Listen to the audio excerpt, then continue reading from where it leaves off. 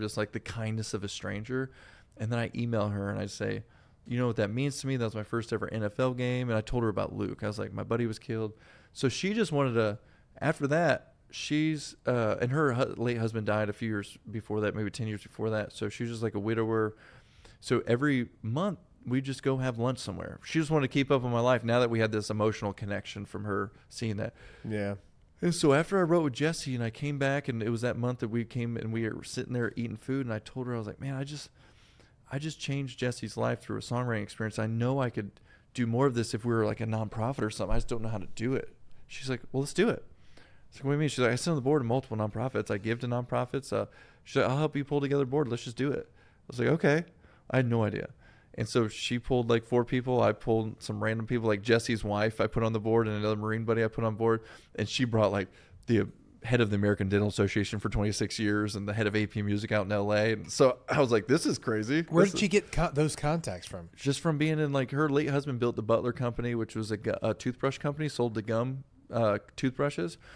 And she was a philanthropist in the dental world. So she was giving money to USC, Chapel Hill, or actually her husband's bust is at Chapel Hill. Chapel Hill. Where'd you go? You go to school? We went to UNC. UNC. Yeah, me and Cliff both. Yeah. So there's a bust of her husband there because they gave to that school for the dental school.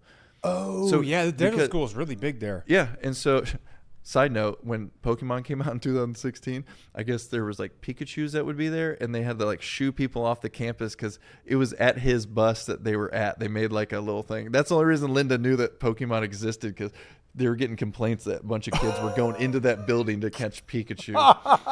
Pokemon Go is the weirdest phenomenon, bro. Like, they talked about how they like mapped out the entire planet from all the screenshots, from all the like pictures. Well, I've helped him now. My son, when he was like 3, I was like, how do we get outside more? And I was like, let's download this. I remember this was like a craze, and then we'd go around and he loved it. Like, just it'd make him go out the side of the house to now I get it, but back then I didn't understand it at all. Yeah, it is still like a crazy thing because so they have access to so much data. Oh yeah. But anyway, so you got connected with tons of people. So she instantly. But the great thing that I still, when I was in this, like the very first year, we only raised $18,000 and served 9 veterans, and this is like one at a time. I only knew 3 songwriters in Nashville at this point. Mark Irwin, 4 now. Mark Irwin, who wrote with me, and then these other 3 who wrote with me. So I knew I needed at least 2 pro writers per veteran I was bringing to town. So I was like, okay, I'm going to find another veteran who needs this. And I asked Jesse who needs this, and he told me about his cousin who served in the Marine Corps, and I met him, and I said, hey, I'm going to bring you down to Nashville, and we're going to write with these guys, like this other guy I just met through Mark Irwin connected me. Now, why 2?